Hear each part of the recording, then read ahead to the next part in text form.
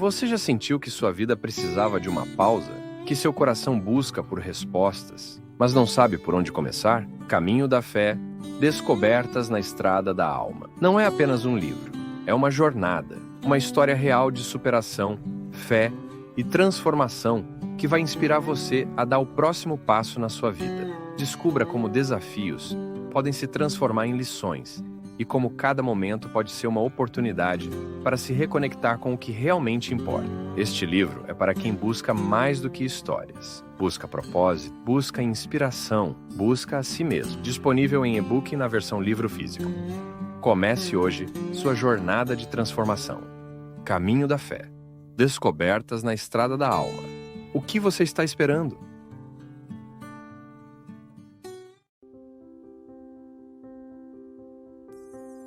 Que a vida é rara, que ela precisa ser apreciada, ser saboreada, que essa vida merece ser vivida em cada momento, em cada etapa, com muita intensidade.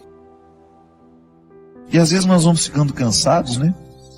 Nós vamos perdendo a capacidade de ter essa paciência. Pode observar, quando nós estamos estressados demais, a primeira coisa que a gente perde é a paciência. A gente tem dificuldade de lidar com o tempo, a gente tem dificuldade de lidar com as esperas, com as demoras, a gente quer tudo para ontem. A gente coloca a nossa alma num ritmo tão acelerado e que é tão contrário a ela. Minha gente, nós precisamos prestar muita atenção no ritmo que nós estamos dando à nossa alma. Muitas vezes nós estamos fazendo a nossa alma viver num ritmo que sufoca, que mata aos poucos. E quem é que impõe esse ritmo à alma? O corpo. Porque nós não podemos separar as duas realidades. A antropologia cristã nos ensina que corpo e alma precisam ser conjugados juntos. Mas você não pode esquecer que elas têm necessidades diferentes. São duas realidades que necessitam de coisas diferentes. O corpo precisa de atividade física, precisa de alimento, precisa de descanso, precisa de conhecimento. Não é assim que funciona? Se você cuida bem da saúde do seu corpo, você vai observar a necessidade de vez em quando fazer um check-up, fazer um exame de sangue, examinar tudo aquilo que é o funcionamento do seu corpo, porque você quer viver, você quer ter saúde. Então, para ter saúde, é preciso administrar as necessidades do corpo. É preciso compreender o mecanismo do corpo, como é que ele funciona, quais são as necessidades que ele tem. O corpo precisa ser hidratado, então por isso a gente não pode esquecer de beber água. O corpo precisa de higiene, por isso que nós não podemos deixar de tomar banho, cortar o cabelo, cortar as unhas. O corpo precisa de ter dinâmica, ele precisa estar disposto. Para isso que a gente coloca uma disciplina de atividade física, para que esse corpo não fique envelhecido mais do que a idade que você tem. Isso também acontece, às vezes a gente está com 50 anos, mas por causa da vida errada que a gente deu ao corpo, que a gente impôs ao corpo, talvez a gente já esteja com 70 anos na carne, mas não na realidade. Então o corpo tem necessidades que, se a gente não observa, ele entra num processo de falência logo. Aí aquela vida bonita que você poderia desfrutar, você não desfruta porque você foi negligente com as necessidades do seu corpo. Aí você vai para as necessidades da alma. Oh, meu Deus! Como são diferentes as necessidades da alma. A alma precisa de oração, a alma precisa de silêncio. Claro, é o corpo que faz esse silêncio para que depois a alma possa sentir. Eu gosto de dizer que quando o corpo fica calado, até que a alma comece a sentir os benefícios do corpo estar quieto e calado, vai um tempo. Não é imediato. A alma fica rebuliça dentro do corpo porque a gente está sempre apressado. Nós estamos dando ao corpo um ritmo alucinante constantemente. Então a alma tem dificuldade de descansar. E a oração, a verdadeira oração, é aquela que, calado o corpo, a alma também começa a se calar. E aí ela começa a ficar propensa a Deus. ela começa a ter a possibilidade de ter um encontro com Deus. Por quê? Ao disciplinar o corpo numa quietude e num silêncio, a alma começa a entrar neste contexto de silêncio, de quietude, que é onde a gente vai ter a oportunidade de ouvir Deus falar com a gente. Porque eu vou te contar uma coisa, hoje é impressionante como nós encontramos pessoas que estão destruindo as suas vidas porque não aprenderam a paciência. A pressa nos mata. Você que está me ouvindo, eu tenho certeza que você sofre na sua carne as consequências da sua ansiedade. A ansiedade te adoece. A falta de paciência prejudica o seu relacionamento com os outros. A sua vida te exige. Você tem uma vida social que te joga para fora o tempo todo. Você trabalha muito, você encontra muita gente. E qual é o espaço que você cria para criar dentro do seu coração este espaço de paciência que só Deus pode nos dar? Qual é o espaço que você cria para que Deus tenha condições de moldar a sua alma de acordo com a sua vontade, com o desejo que Ele tem? Qual é o espaço que você oferece a Deus para que o seu florescimento espiritual aconteça? Para que você não se desgaste demais nessa vida que não para, nessa vida que é tão rara e que muitas vezes você não percebe por causa do modo de vida que você escolheu viver? Eu já lhe disse isso aqui uma vez e volto a repetir. O fundador da Congregação dos Padres Sagrado Coração de Jesus, lá onde eu fui formado, graças a Deus, toda a minha formação eu devo à Congregação do Sagrado Coração de Jesus. Para Padre João Leão Deon, ele dizia assim: Deus não pode fazer nada com as nossas obras se antes Ele não possuir o nosso coração. É disso que eu estou falando. Quando nós oferecemos a Deus o nosso serviço e esquecemos de oferecer a Ele o coração, que é a metáfora de todos os meus bastidores, Deus não poderá restituir aquilo que eu ofereço ao outro através do meu trabalho. E em pouco tempo eu estarei oferecendo a mim. E oferecer a mim, somente a mim, vai me desgastar demais. Eu vou ficar cansado, eu vou perder a paciência, eu vou ficar estressado, eu vou ficar bruto com as pessoas e eu vou esquecer a delicadeza, que é justamente a característica de todo cristão. Portanto, não tenha medo de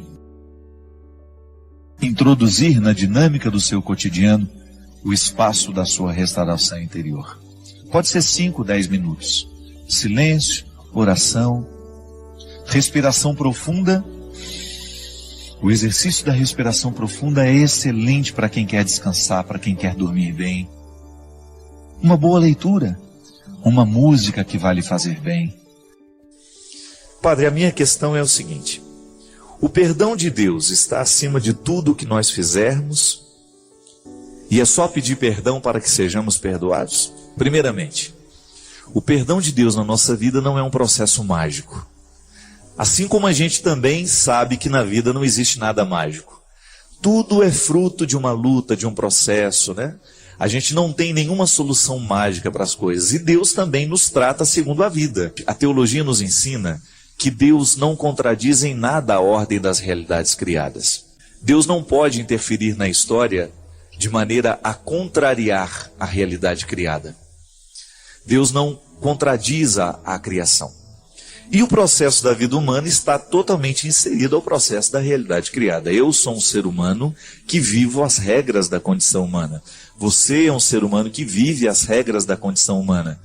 E aqui existe aquela lei básica. O que a gente planta, um dia a gente colhe. Quando nós falamos de erros humanos, nós falamos então deste contexto, nós estamos dentro deste contexto. Um erro é sempre uma realidade que tem o poder de nos incomodar. Se não incomoda hoje, mais cedo ou mais tarde vai incomodar. Os erros é como se fossem pedras cheias de arestas, né? Que não se acomodam muito fácil dentro de nós.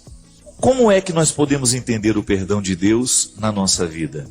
Perdoa tudo? O perdão de Deus está acima de qualquer realidade humana? Está. Mas tudo em Deus se configura como realidade de 2 pilares. Aquilo que é o dom, que nós recebemos de graça, mas aquilo que é tarefa, isto é, aquilo que é uma realidade que depende do nosso esforço. Então Deus nos perdoa sempre? Perdoa sempre.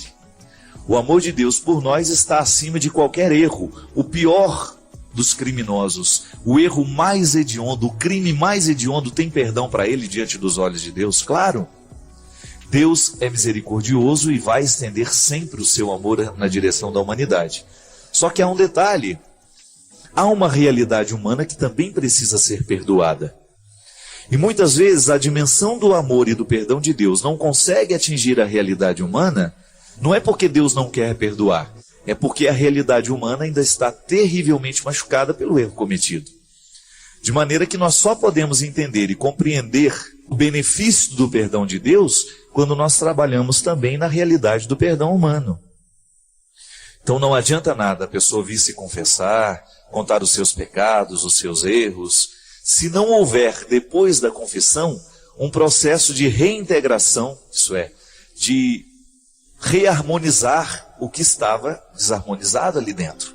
Então o dom de Deus, que é perdoar sempre, só vai ter eficácia na vida humana a partir do momento em que a certeza deste amor nos faz corrigir o que é humano. Por isso que o perdão é sempre um processo terapêutico de reconciliação, de cura, né? Muitas vezes nós encontramos pessoas que já confessaram os seus pecados, mas que ainda não confessaram a elas mesmas. Já receberam a absolvição de Deus, mas ainda não receberam a absolvição delas mesmas. É interessante, eu me recordo daquele filme Titanic, né? Quando, já nas cenas finais, quando aquela senhora velha está contando que os botes, os barquinhos, né, que foram embora, quando não voltaram para socorrer os que estavam ali, à deriva, no mar gelado, porque tinham medo, os botes que cabiam ali, 80 pessoas, estavam com no máximo 20. Eles não foram lá no meio do naufrágio buscar os que estavam necessitando ser resgatados, porque eles tinham medo que na tentativa de subir, aquele monte de gente morrendo afogada, que na tentativa de subir nos botes, aqueles botes naufragassem também. E aí acabasse morrendo todo mundo. E eu me recordo que tem uma cena bonita, porque ela dizia assim, a senhora dizia, na verdade o que houve depois foi a tentativa de se reconciliar com uma história. Porque aqueles que foram salvos do naufrágio viveram eternamente com aquela consciência infeliz. Nós deveríamos ter voltado para buscar os que estavam necessitando de ajuda. E aí ela usa uma expressão bonita e triste ao mesmo tempo. Depois disso, passaram pela vida inteira esperando por uma absolvição que nunca chegou. Veja bem. Aqui você tem um fato, né, muito concreto para a gente entender o processo da absolvição humana. Quando eu cometo um delito, por exemplo, se eu estivesse naquele bote e eu tivesse decidido não voltar para buscar os náufragos que estavam ali necessitando de serem retirados das águas geladas do Oceano Atlântico, eu vou ter que conviver o resto da minha vida com essa decisão. Isso é processo humano. Por mais que Deus tente interferir, por mais que Deus me prove o seu amor, eu vou ter que conviver com essa consciência infeliz de não ter voltado, de não ter feito, de não ter amado. E aí, minha gente, quando nós não alcançamos o resultado humano do perdão, dificilmente a gente vai sentir o amor de Deus e o perdão de Deus, a reconciliação divina. Porque Deus... A graça supõe a natureza, né? Como se diz. Nós precisamos da realidade humana bem curada para que Deus seja plenamente revelado em nós. Por isso que santidade é processo de aperfeiçoamento humano. Como é que eu vou experimentar o perdão de Deus na minha vida? Eu experimento o perdão de Deus na minha vida à medida em que eu me perdoo, em que eu perdoo os outros, em que eu sou perdoado pelos outros. O contexto histórico do perdão é a vida. É aquilo que você remoe aí dentro do seu coração como culpa. Às vezes você já confessou tantas vezes esse pecado, Deus já lhe perdoou, tenha certeza disso. Agora o processo é seu, é o seu dever de casa. O dom já lhe foi entregue, é presente, é de graça o perdão. Deus já lhe perdoou gratuitamente, Ele não lhe pediu absolutamente nada. Mas é natural que a resposta humana seja dada a partir de uma tarefa. A tarefa bem feita é a garantia do coração sanado, do coração curado. Não é milagre, não é mágica.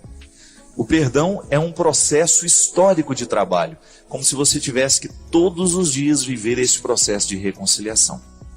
E é claro, quanto pior o erro, quanto maior as consequências de estrago dos erros que a gente comete, maior será o trabalho que você vai ter. O pecado não é um problema para Deus, o pecado é um problema para nós. Porque nós é que temos que conviver com as nossas fragilidades o tempo todo. E eu até acredito muito nisso, porque a qualidade do cristão está diretamente associada à qualidade do trabalho pessoal que ele tem com ele mesmo. É a matéria humana sendo trabalhada todos os dias, lapidada, retirada nas arestas, né? Quando a gente descobre que há dentro de nós um processo humano a ser feito para que o processo de Deus em mim seja transparente. É igual um vidro sujo, gente. Quanto mais a gente joga luz naquele vidro sujo, maior é a sujeira que aparece. Mas isso não é para a gente ficar desanimado, não. Quanto mais luz você joga naquele vidro, maior é a necessidade que você tem de poli-lo, de limpá-lo, de tirar a gordura que se acumulou, a poeira que se acumulou. Às vezes nós estamos como vidros sujos, né? É muita gordura acumulada, é muita poeira acumulada na nossa vida, pela falta de perdão, pela falta de reconciliação com a gente mesmo, com os outros. Então é um processo que a gente tem que cuidar todos os dias. O perdão de Deus está acima de todas as coisas, mas nós podemos dizer, mas ele depende o tempo todo da reconciliação humana que nós vivemos. Então, se eu preciso me reconciliar com o meu passado, com os meus erros, eu preciso me olhar com um pouco mais de misericórdia, às vezes eu preciso olhar com um pouco mais de misericórdia com o outro, aquele que nos ofendeu, aquele que nos machucou. Tudo isso é tarefa, é dever de casa que nós realizamos para bem experimentarmos o perdão de Deus na nossa vida. A gente não pode desanimar porque esse processo não para. O processo é isso. É tudo aquilo que está alinhavado, que tem coerência, que tem argumentos, e que depois, quando você olha para ele, é um todo. Não é apenas um detalhe, não, é um todo. O processo, ele vai observar todas as fases daquilo que está sendo analisado. E na nossa vida, minha gente, se nós não tivermos a sabedoria necessária, nós vamos viver a vida sempre esquecendo de que ela é processual, querendo apenas o resultado das coisas. E não é assim. Se eu não me alegrar no processo, a felicidade não será possível para mim.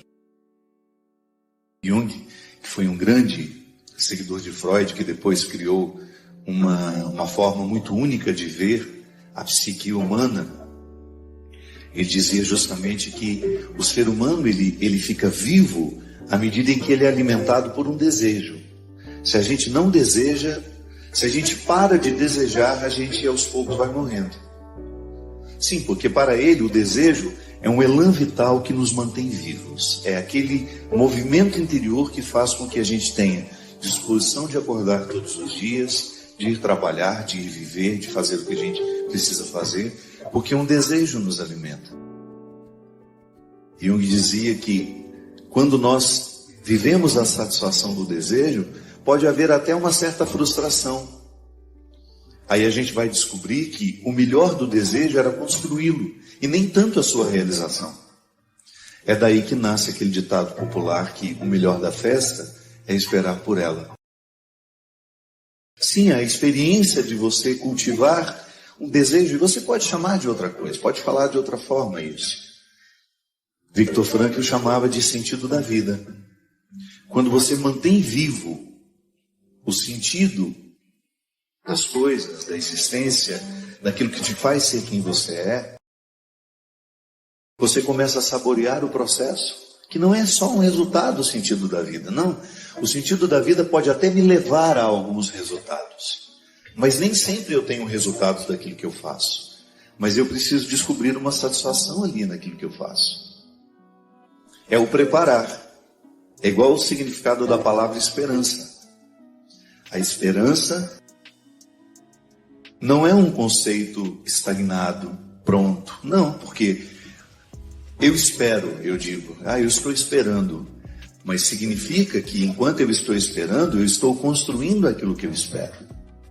Também aí você tem uma dimensão processual. Você não está de mãos cruzadas, braços cruzados, esperando por aquilo que você quer que aconteça. É por isso que na esperança cristã é uma esperança operante. Um conceito que a gente pega de um filósofo não, teólogo, protestante inclusive, Moltmann, dizia de maneira sofisticada que a esperança cristã, ela é operante. Isto é, eu opero enquanto espero. Eu faço, eu construo aquilo que eu estou esperando. Essa é a esperança cristã em relação à eternidade. Às vezes muitas pessoas têm uma certa ansiedade, em relação à eternidade. E eu compreendo, nós que somos ocidentais, nós temos uma dificuldade muito grande de lidar com a eternidade, porque nós ocidentais somos muito racionais. Na semana passada eu falava da monja Regina, que é uma hinduísta. E chegou um momento de algumas explicações que ela estava nos dando, e eu percebi que ela ia ficando assim, sem graça diante de nós. Aí ela parava e falava, mas isso não dá para explicar.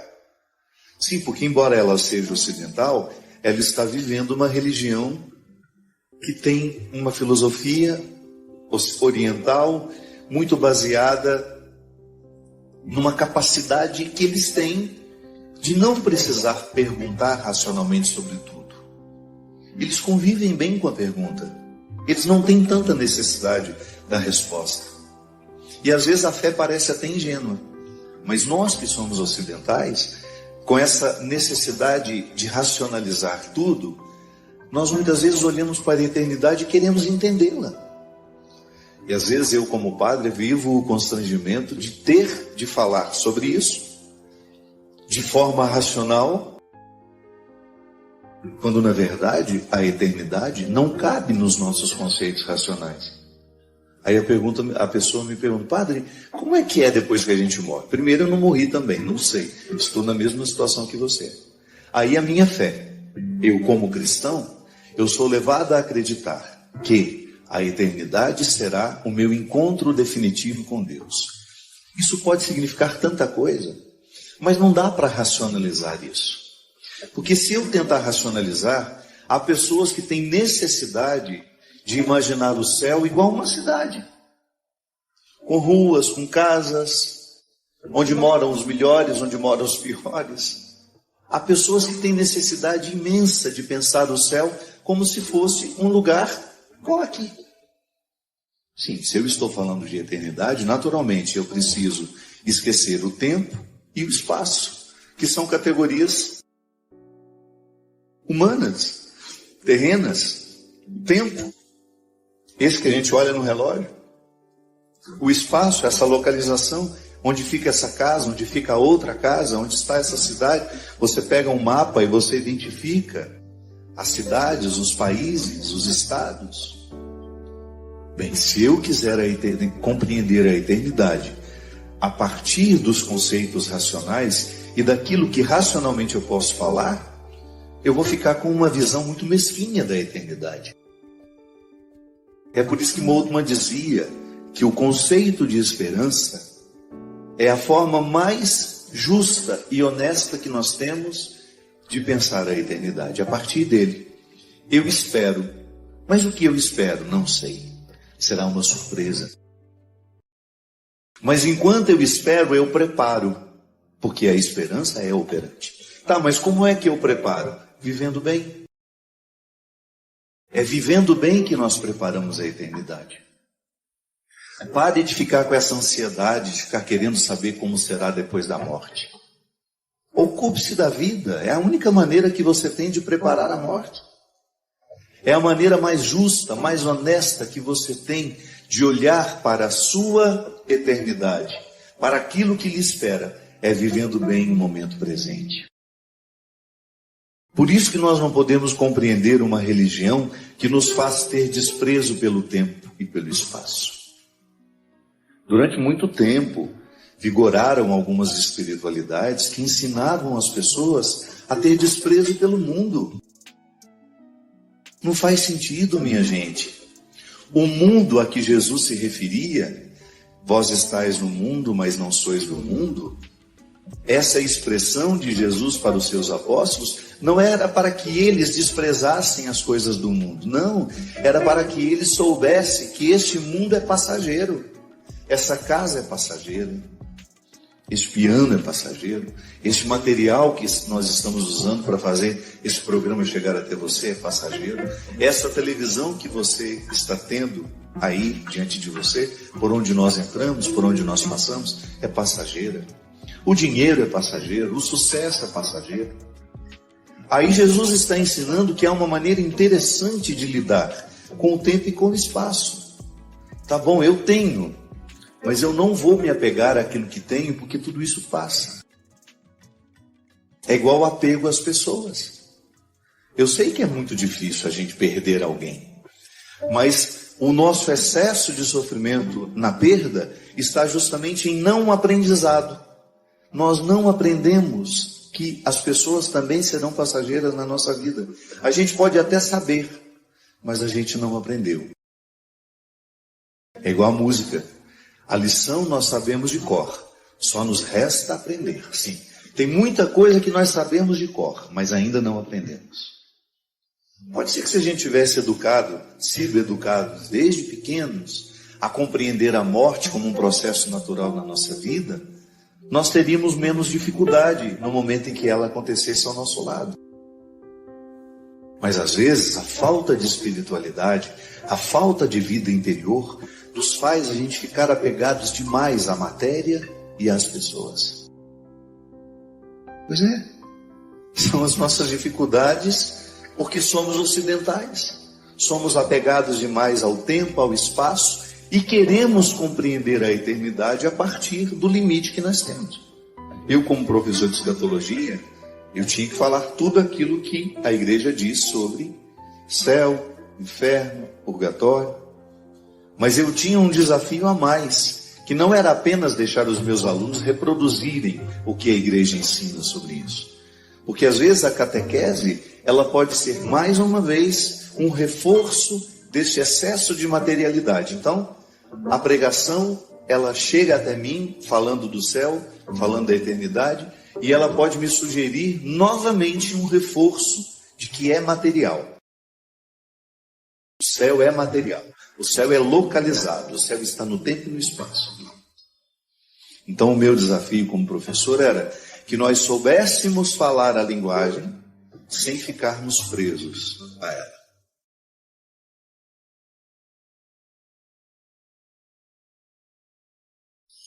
E hoje nós temos a oportunidade nesse programa falar da nossa vida. Eu gosto de dizer sempre, aqui nós não tratamos de teoria. A pauta principal é a vida de todos nós. É a minha vida misturada na sua confissão, no seu pedido de oração, no seu pedido de aconselhamento. São as nossas existências sendo misturadas nesta bonita arte do encontro. E eu agradeço você a confiar o seu coração a mim neste momento. Eu quero, com muita responsabilidade, conduzir este momento de encontro. Porque sei que a responsabilidade neste momento é fundamental para que Deus possa ter o seu espaço aqui em mim e em você. Minha gente, eu tenho acompanhado, acredito que você, desde ontem à noite eu fiquei acordado para ver o resgate daquele primeiro mineiro lá no Chile, que durante 69 dias passaram 33 homens soterrados naquela mina. E ontem, quando vi o primeiro homem sendo içado do seio da terra, senti uma emoção muito grande no meu coração. E acompanhei hoje, um pouco ainda, ontem antes de dormir, hoje o dia todo, sempre procurando saber se estava dando tudo certo. Porque para mim, aquele resgate, ele fala muito ao meu coração. Primeiro porque eu acho que eu sou claustrofóbico, né? Então eu estava agoniado demais sabendo que aquelas pessoas estavam soterradas, eu me colocava no lugar delas. Imagino o quanto deve ser duro, deve ser triste, penoso passar tantos dias sem ver a luz do sol, sem ter a oportunidade de voltar para casa, tomar um banho, dormir na cama da gente. É tão bom, não é? E comovido, misturado na história daquelas pessoas que eu nem tinha visto o rosto ainda direito, eu acompanhei hoje o resgate desses mineiros. E quando saí de casa, faltava ainda mais 5 ou 6, não sei. E fiquei pensando, olhando para aquela cápsula onde aqueles homens eram de onde, né? O instrumental para que aqueles homens pudessem ser retirados da terra. Eu ficava pensando que na nossa vida, o tempo todo nós também precisamos passar pela mesma experiência de resgate. Quando a gente começa a interpretar que, de vez em quando, a gente também escolhe viver nos subterrâneos. Você já deve ter experimentado isso na sua vida. Alguns momentos da sua história em que você teve aquela nítida sensação de que você estava no fundo. E vendo aquela cápsula, estar aquele homem das profundezas, eu fiquei pensando que o nosso processo de conversão faz a mesma coisa conosco. Quando nós levamos a sério o nosso processo em Deus, nós também somos retirados dos subterrâneos do mundo. Quando ali, por causa das escolhas erradas que a gente fez, a gente também foi morar no fundo, no fundo, no fundo. Quando na verdade nós nascemos é para o alto. São Paulo dizia de maneira tão sedutora: buscai as coisas do alto. Não temos o direito de nos acostumar com o submundo, com aquilo que está por baixo. Não. Homens e mulheres que estão vivendo esse processo de construção em Deus, de conversão em Deus, são homens e mulheres vocacionados às alturas. E aí fiquei pedindo a Deus a graça de também ser içado o tempo todo, para que eu não me acostume aos subterrâneos. Eu não sei se você percebeu e deve ter escutado falar que aqueles homens, eles ficaram tanto tempo no escuro que agora eles não são capazes de enxergar a luz de uma vez. Eles vão ter que se acostumar com a luz. Vai ter que ser aos poucos, um pouquinho em cada instante, até chegar o momento em que eles poderão retirar aqueles óculos. Por quê? Os olhos se acostumaram com a escuridão. E agora voltar à luz é um exercício. Precisa reaprender. O mesmo acontece com a gente. Contemplar a luz de Deus, entrar no contexto da luz, requer uma adaptação. E é por isso que a conversão compreende todo esse processo de adaptação a uma nova vida. Deixamos os subterrâneos do mundo, deixamos aquele submundo onde prevalecia a mentira, a droga, a injustiça, a infidelidade, tudo aquilo que denigre o ser humano, tudo aquilo que nos deteriora. E queremos alcançar agora esta parte mais alta. Não queremos nos acostumar com a sujeira do fundo, mas queremos ser içados o tempo todo para este lugar que é meu, que é seu, e que ninguém pode nos retirar do direito. Eu não sei se você também precisa ser içado numa cápsula daquela, mas pode ser que em algum momento da sua vida você reconheça que está se alimentando do submundo. Não queira isso. A proposta de Jesus é para que a gente alcance sempre mais. Hoje eu vivi uma situação que me fez pensar muito sobre o poder que a gratidão tem de reorganizar dentro de nós aquilo que a gente viveu e que ficou... Eu gosto de comparar como se fosse uma peça fora da estante, né? A gente arrumou e sobrou. Alguma coisa sobrou e a gente não consegue encaixar. A vida emocional da gente é assim também. O trauma, né? A psicologia nos ensina que é justamente um acontecimento que não coube dentro da gente. Numa fase da vida eu fui traumatizado pela fala de alguém, por um acontecimento. Então eu não soube acomodar dentro de mim. Porque quando eu sou criança, eu não tenho os filtros da maturidade que me permitem não deixar que aquilo que está sendo dito, que aquilo que está sendo feito, possa me machucar tanto. Por não ter esse filtro, eu acabo vivendo o trauma, que é a minha incapacidade de guardar de uma forma positiva aquilo que eu vivi. E chega um momento da vida que tudo isso vem à tona, né? As faturas do vivido sempre chegarão nas nossas mãos.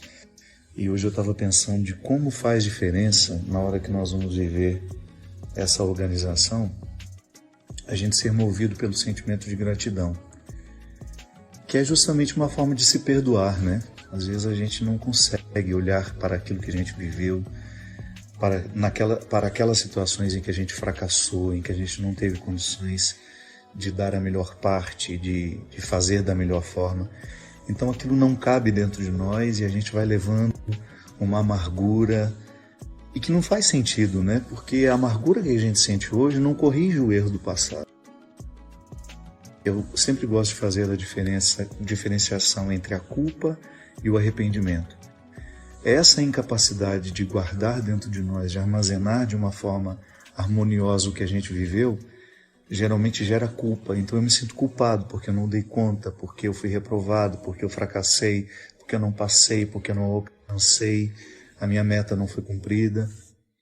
Ou então eu posso me sentir arrependido de alguma coisa que eu olho, reconheço que não deu certo porque eu errei em alguns pontos, não calculei bem, não fiz as melhores escolhas. Então o arrependimento, o arrependimento me proporciona novas oportunidades. A partir dele eu posso corrigir o presente. Nunca a culpa nos faz voltar para o passado que a gente não modifica. O arrependimento nos faz prestar atenção no presente que agora está diante de mim e que pode receber a minha intervenção. Eu estava pensando de como, no momento em que eu sou grato, eu chego à conclusão de que a vida foi como poderia ter sido mesmo. Eu não tinha as forças para ser forte naquele momento, eu não tinha sabedoria para escolher melhor. Então, à medida que eu vou reconciliando isso dentro de mim, que eu vou derramando a água do perdão sobre isso, né? Existe uma expressão bonita na mística que são as abluções, que são os mergulhos que nós fazemos das nossas realidades na graça de Deus, na crença, a crença que você tiver nesse sagrado que lhe habita. A gente vai ficando cada vez mais leve. Então olho para o que eu vivi e sou grato.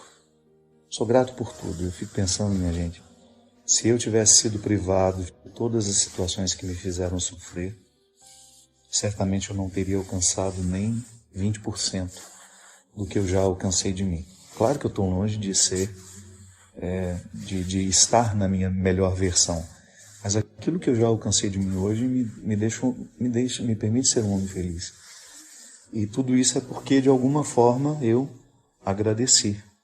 Tive uma vida muito difícil, tenho até hoje, tenho, mas não reclamo não. Eu sou grato pela vida, por tudo aquilo que eu já consegui viver, por tudo aquilo que eu tenho hoje. Essa gratidão com a vida eu aprendo muito com a minha mãe, que sempre teve uma vida muito, mas muito difícil. Aliás, a história dela me inspira muito. E eu nunca vi, assim, na minha mãe um traço de rancor, de mágoa. E todo mundo que conhece minha mãe sabe, né? Ela tem um humor delicado, ela é engraçada, ela não precisa contar piada para fazer a gente rir. Muitas pessoas até no primeiro momento se aproximam dela porque é minha mãe, né? Mas depois que descobrem o ser humano que ela é, eu só fico pequenininho perto dela. Ela tem uma gratidão natural.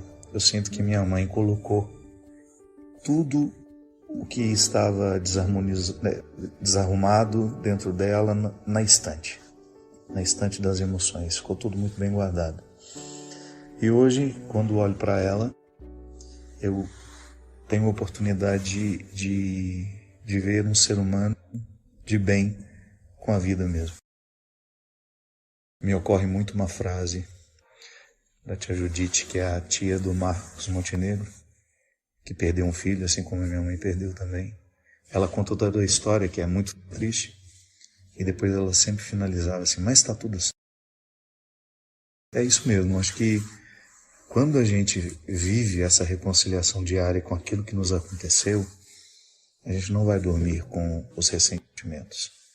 E aí isso nos livra de nos sentirmos vítimas, coitadinhos de nós, olha como eu sofro.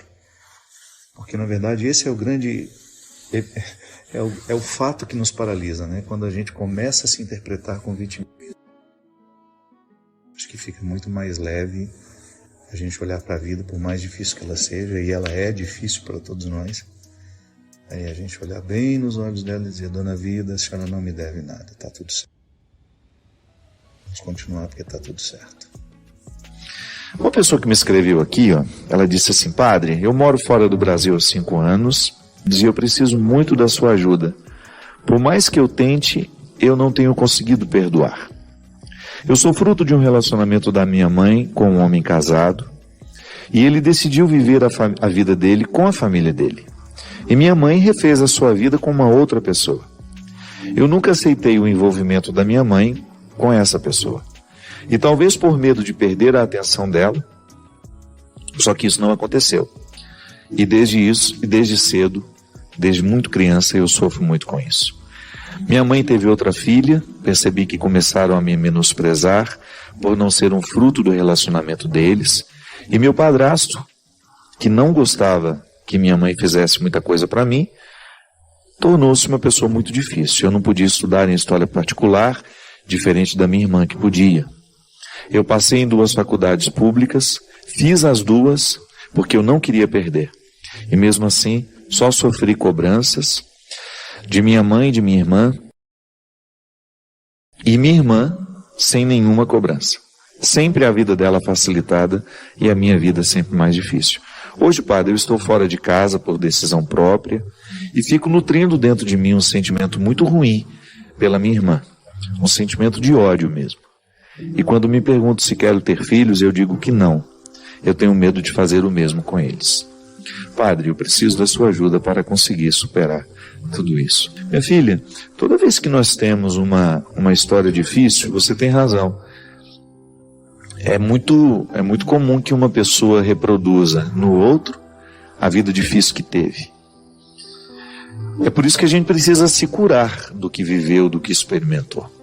Porque senão nós nos tornamos continuadores, né? Daquilo que tanto foi penoso para nós.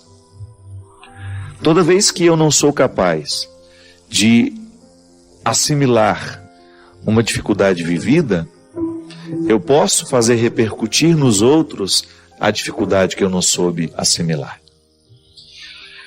A gente perde muito tempo em não perdoar, porque o perdão é justamente a oportunidade que a gente tem de viver uma reconciliação que tem várias dimensões. Um dos aspectos dessa reconciliação é eu me reconectar comigo. Você sabe qual que é o grande estrago? O outro quebra dentro de mim uma harmonia. Pode ser que você esteja pensando que a sua falta de harmonia seja com a sua irmã. Não. É muito mais profundo.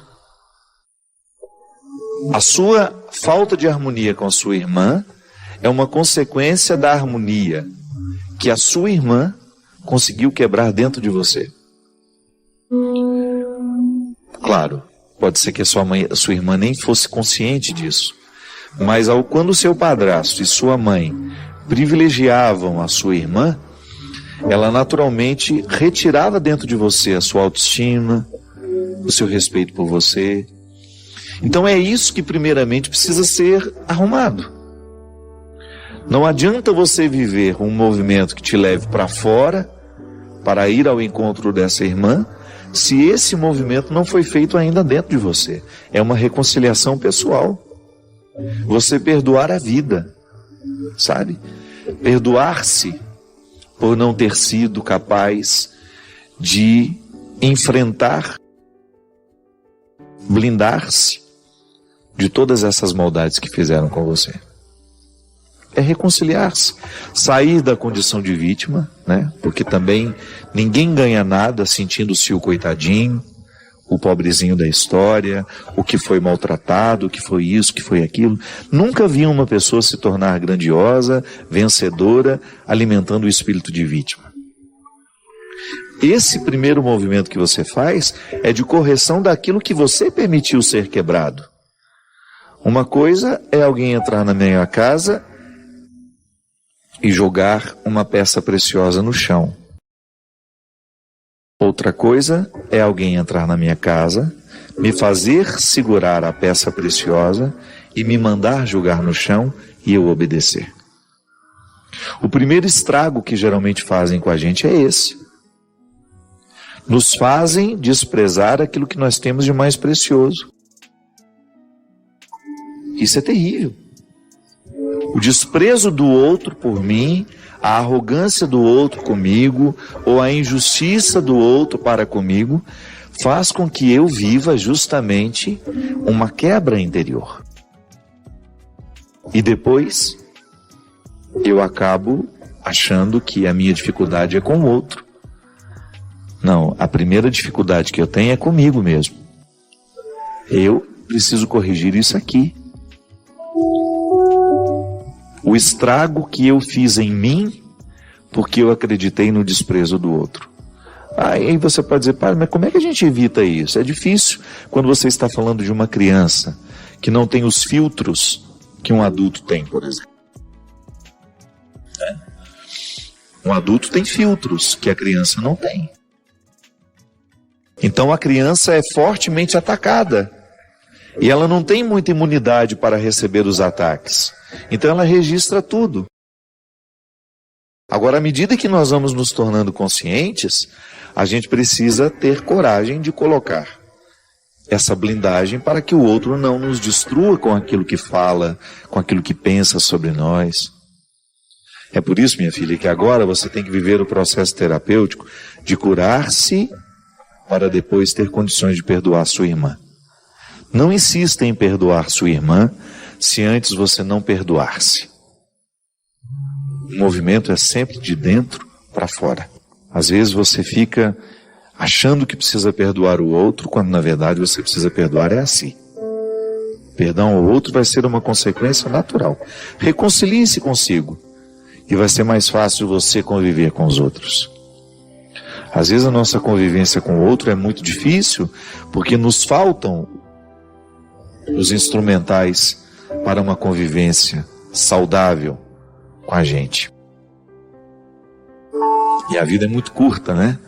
Para a gente desperdiçá-la, para a gente não aproveitá-la.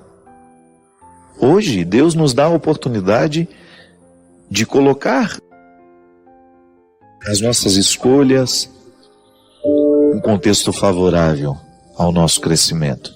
Escolha o que hoje lhe edifica.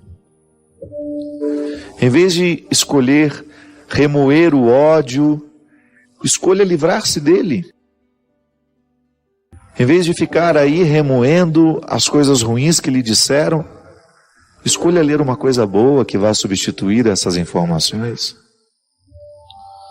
Em vez de ficar vendo imagens que lhe trazem tristeza, decepção, que reacendem as decepções, veja uma coisa boa. Prenda os seus olhos em alguma coisa que seja bonito, como essa imagem que está aqui.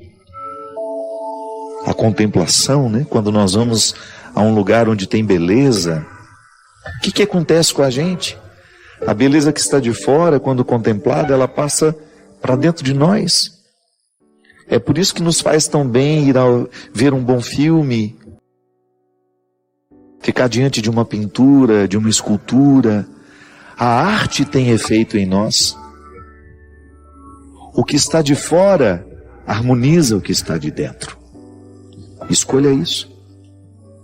Escolha a parte que lhe faz bem. E naturalmente aquilo que lhe destrói vai perdendo a oportunidade de lhe destruir. A semente tem o dom de ser árvore. Ela não precisou fazer nada para receber aquele dom. Todas as possibilidades da árvore estão condensadas na semente. Mas ela terá que passar pelo processo da tarefa.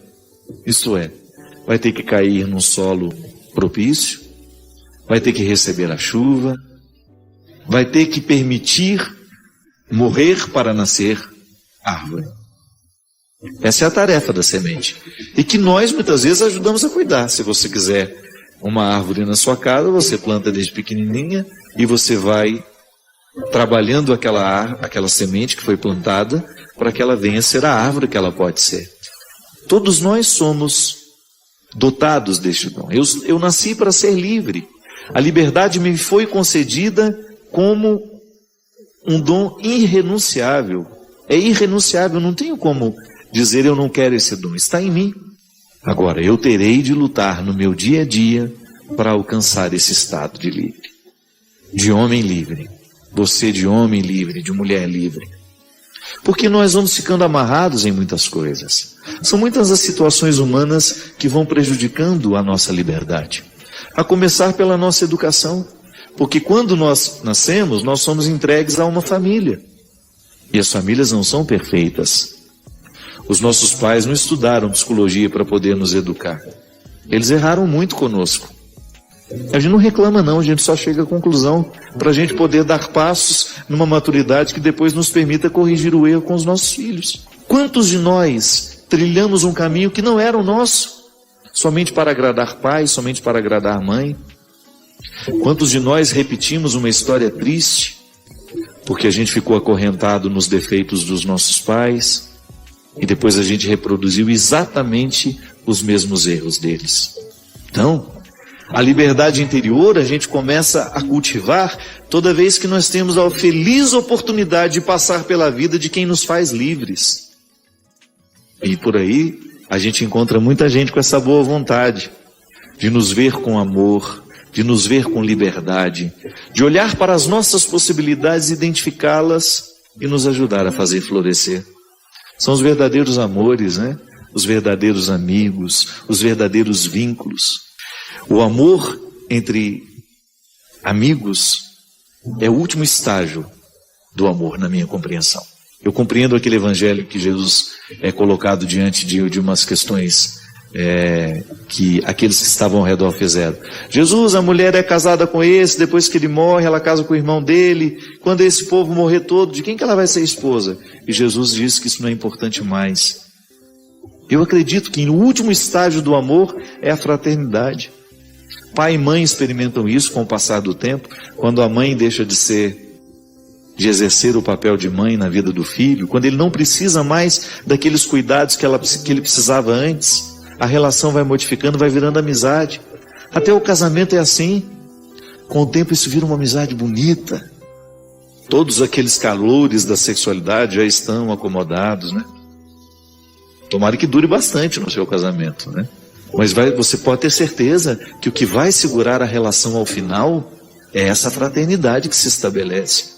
O amor um pelo outro, o respeito, a admiração. Então, toda vez que passa pela nossa vida um amor fraterno, verdadeiro, sem os interesses da sexualidade, toda vez que você é olhado de maneira fraterna por alguém, ele extrai o que você tem de melhor e você fica mais livre.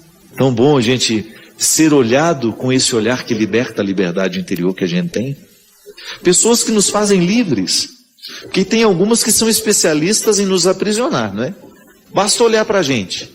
Tem tanta expectativa no olhar dela que a gente não suporta o peso do olhar. Há algumas pessoas que às vezes dizem, você não gosta de mim? Você escuta muito isso, né? Não é que a gente não gosta não, é que o outro nos olha com tanto peso que a gente não tem muito prazer de ficar perto.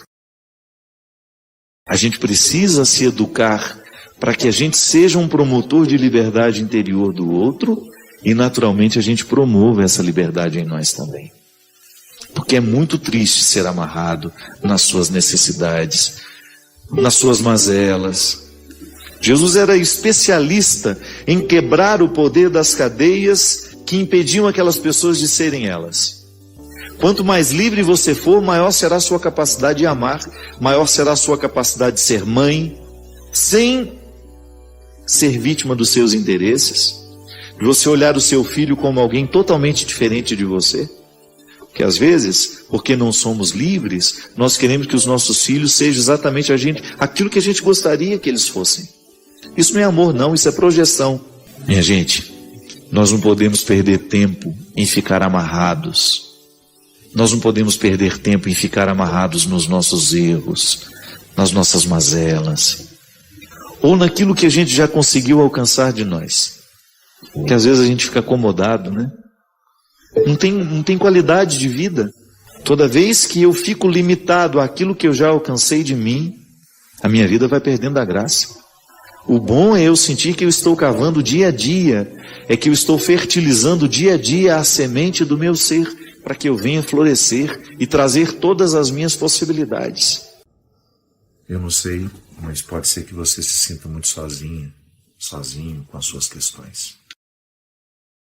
É muito comum nos dias de hoje a gente não ter com quem conversar. É muito difícil. Eu costumo dizer que a pior solidão que nós podemos enfrentar na vida não é a do corpo, não é a sensação de ter um corpo solitário, não. A pior solidão que nós podemos enfrentar na vida é a gente não ter com quem pensar, é a gente não ter com quem dividir o que a gente sente, a gente não ter oportunidade de sentar ao lado e, sem dizer muitas palavras, sem articular muitas coisas, a gente ter a oportunidade de dizer assim: você não sabe o que eu passei hoje. E o outro querer ouvir. O mais bonito, gente, o outro querer entender. Vocês já me escutaram falar tantas vezes. Eu gosto muito do significado da palavra entender. Entender, entrar um na tenda do outro. Então, se eu quero entender você, eu entro na sua tenda. Eu vejo a vida pelo seu foco, pelo seu ambiente. Se você quer me entender, você entra na tenda comigo. Você vai observar o mundo a partir do meu lugar. Isso é muito bom. Quando você se sente entendido, quando você não precisa ficar multiplicando as palavras para o outro ter acesso ao que você está sentindo, o que você está pensando. Então é muito salutar quando a gente constrói uma intimidade assim. Eu continuo o primeiro responsável pela minha felicidade, mas eu encontro pessoas que se dispõem a viver comigo essa busca e essa procura e esse entendimento, não é? Então, quando eu me sinto solitário, qual é a pior solidão que me atormenta? É às vezes não ter com quem pensar. É a solidão do pensamento. É a solidão, talvez a pior. Quando você se casou com um homem, com uma mulher, se você dorme na mesma cama a vida inteira e você sente que não dá nem para pensar alto, porque seu mundo não interessa ao outro. O mundo do outro não lhe interessa. Seus sentimentos não interessam a ninguém. Aquela casa cheia de gente e você tão solitário com a sua dor, e você tão sozinho com as suas mágoas, com os seus sentimentos, e ninguém ali disposto de alguma forma aproximar. Tá bom. Quando nos falta isso, criemos os caminhos para que a gente tenha condições de chegar, pelo menos, a um pequeno entendimento que nos faça suportar o momento. Por isso que eu estou dizendo, pode ser que você experimente a pior de todas as solidões. Você não ter a oportunidade de ter alguém que escute, que se interesse por você. Eu sei que é difícil. Eu sei que é muito difícil. Por isso que eu tenho criado toda e qualquer oportunidade para a gente poder conversar. Que para mim também faz bem, sabe? Eu nunca me esqueço. Então, estar aqui com vocês, de alguma forma conversar, participar nesse espaço que vocês me permitem, é um prazer inenarrável. Porque eu também fico abastecido quando converso com vocês. quando eu tenho a oportunidade de dividir a minha vida com vocês. E eu, do fundo do meu coração, a mim, desde muito menino, todas as dores do mundo me tocam. Muito, muito, muito facilmente. Eu vivo tudo aqui, muito à flor da pele. Eu não sou um cara que guarda para sentir depois, não. A vida me impacta o tempo todo. E as dores das pessoas, as dores das pessoas, elas são minhas também, por vocação mesmo. É impossível a gente ser padre e ficar indiferente ao que as pessoas sofrem. Então, como padre, eu sei do meu papel. E eu sei que o que às vezes você precisa é de alguém que lhe escute, ou que alguém que fale com você. E a minha participação só é válida na sua vida se for para lhe despertar, para lhe acordar. Primeiramente, para você ter a consciência de que você é o primeiro responsável pela sua felicidade. Você é a primeira responsável pela sua felicidade. Se por acaso precisar de mim, quero estar sempre aqui. Sempre. Um compromisso de nunca permitir que as minhas redes sociais, que o meu lugar de encontro com vocês, possa ser um obstáculo à felicidade, à realização humana, à felicidade. A gente deu exemplo, algumas pessoas buscam escape na droga, na violência, na prostituição socializada, buscam escape no álcool. E a gente estava dizendo que a gente tem 1000 escapes maravilhosos. A gente se embriaga de amigos, a gente se embriaga de boa literatura, a gente se embriaga de música, porque é isso que a gente precisa fazer.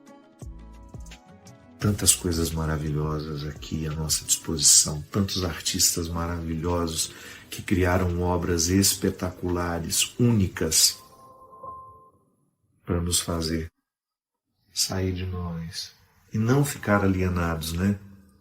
Que às vezes a gente tem a impressão de que o sair de nós é para ficar lá eternamente. Não, é igual a subida ao Monte Tabor, que os discípulos tiveram a tentação de Senhor, vamos armar para nós aqui algumas tendas. Nós armamos algumas na intenção dos nossos profetas, dos nossos ancestrais, e a gente fica aqui o resto da vida, a gente nunca mais desce para a planície. E Jesus disse, não. A gente sobe, é para refazer o espírito, e depois a gente desce para conviver melhor com aqueles que precisam de nós. Meus queridos, que Deus abençoe a nossa vida, o nosso coração. Se você acha que esse conteúdo foi importante para você e pode ser para alguém, e você recomenda. Que Deus abençoe muito vocês. Que nunca lhes falte esse primeiro movimento que lhe faz ser o primeiro responsável pela sua felicidade, mas também que nunca lhe falte uma bonita oportunidade de você partilhar isso e receber e de oferecer também caminhos para que os outros sejam felizes também da mesma forma que você deseja. Sobre a sua vida, sobre o seu coração, a bênção do céu.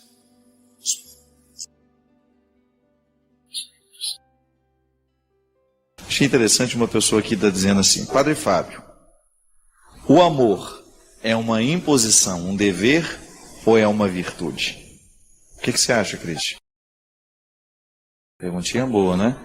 O amor é um dever, uma imposição ou é uma virtude? O que essa cara está querendo dizer aqui?